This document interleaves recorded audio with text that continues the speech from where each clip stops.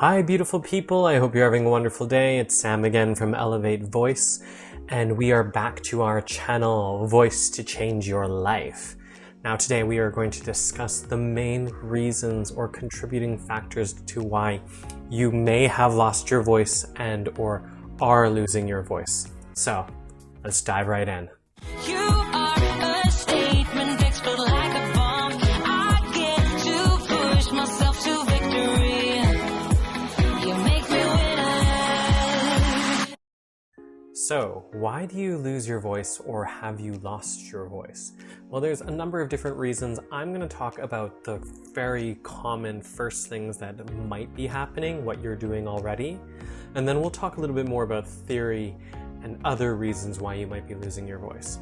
So let's start off with the most main reasons. Firstly, let's talk about substances and like personal hygiene or lifestyle, you might want to say. So first things first, if you're drinking a lot of alcohol, this will dehydrate you. The other thing about drinking a lot of alcohol is that it makes you less sensitive to what you're doing vocally. So if you're out with your friends, you're having a drink and you're clubbing, you're trying to talk over that really loud music, well, you're likely to injure your voice and not even be aware that you're doing it because your voice won't feel the pain because you're a little bit more numb to it when you're drinking alcohol. That as well, obviously smoking impacts your voice. So if you are smoking, even if it's just socially, it can impact your vocal folds, your whole laryngeal tract in your mouth and your lungs. Now, I understand some people can't not smoke, and I totally understand that, and I even know voice teachers who smoke. So are you able to find other workarounds around that, or maybe limit your time smoking? That's up to you, but it obviously would impact your voice over time, so just be aware of that. Now, that being said as well, more common things like lack of sleep. If you are tired, you're just not going to have as much vocal energy, so even breath support, to be able to support your voice in extended periods of times or when you're speaking up over loud music, etc. Also adding to that, and don't forget this, is caffeine. So if you're only drinking caffeinated beverages such as like tea, coffee, energy drinks, keep in mind that it can dehydrate you and it's not actually giving you enough hydration for your vocal folds at like a very anatomical level.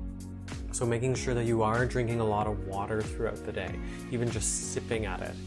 Now, milk products can increase congestion or mucus flow, which may impact things a little bit as well, but those would probably be the main common factors. So try to drink a little bit less, or if you're going out, just be mindful that you're not pushing your voice if you are drinking and speaking over loud music. Obviously, smoking is its own whole ball game. And then things like lack of sleep, so make sure you're getting enough sleep, and then caffeine, because it can really dehydrate you. Now, if we're talking about a more theoretical or fundamental level, a large part of the reason is that you're actually not vocally developed.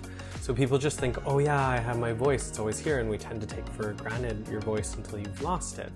And there actually is spoken voice training. Now, I'm not talking about singing, and I'm not talking about speech and language therapy.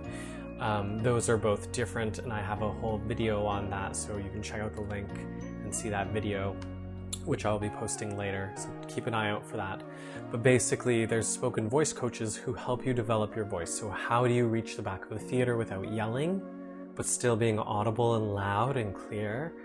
And then how can you sustain your voice in loud environments without injuring yourself? What if you're a bartender or you're a fitness coach and you have to use your voice at high levels all the time? How are you going to be able to sustain that?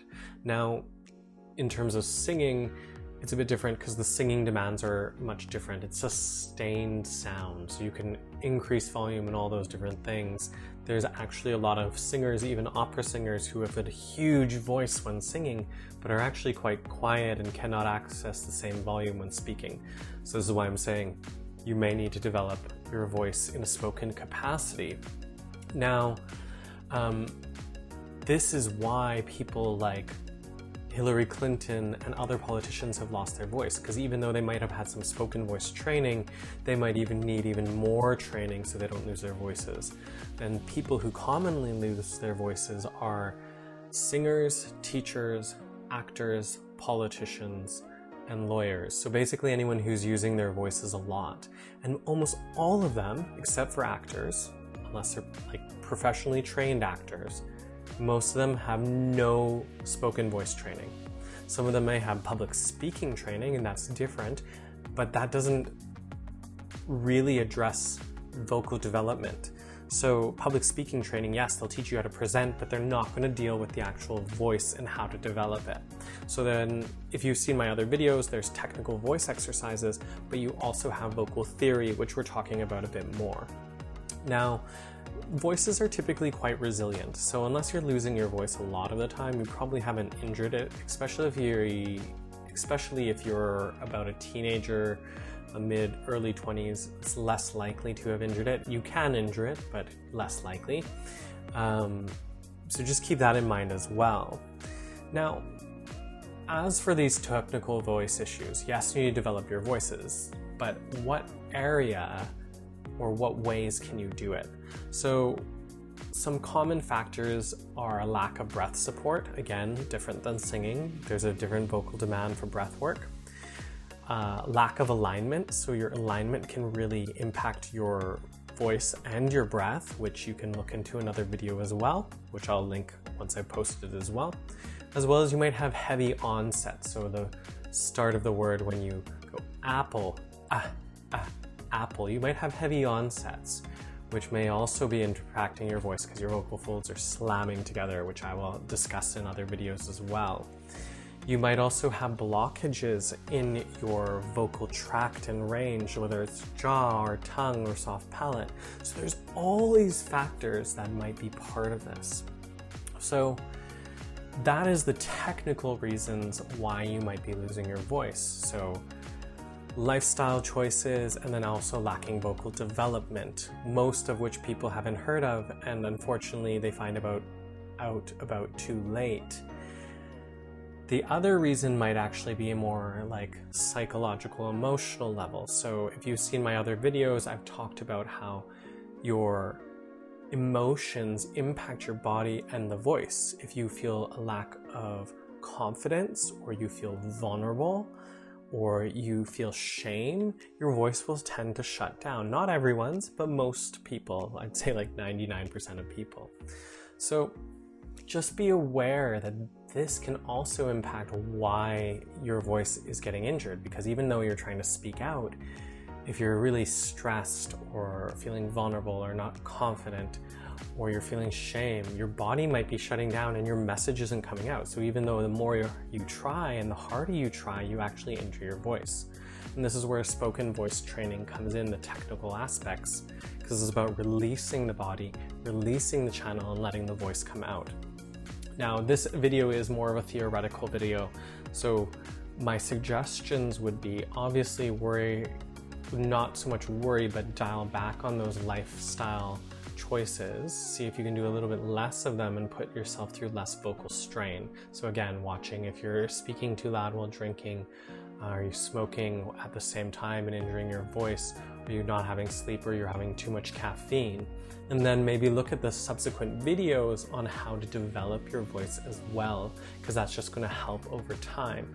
Now, all spoken voice work is obviously better with a spoken voice teacher, because we are able to give you personalized feedback about what we are hearing, because each of your voices are different and you'll have different things that you need to work on. But these videos should be able to help you as well. Now, if you are interested in a video about how to test if your voice is injured, I'm more than happy to post one of those as well, and I probably will in the near future. So keep an eye out for that. But other than that, please let me know if you have any questions, and I'll do my best to respond to them. Obviously, hit the Be Fierce button and like and subscribe, because you are fierce. Even if your voice is shut down, even if you feel like you don't have a voice, give yourself a break, take a little bit of vocal rest for maybe the day, take it easy. I will post a video on how to recover from this as well. And like and subscribe, but keep these in your mind so you don't get injured again. Yeah? Okay, everyone, I will see you in the next episode, and as always, be fierce.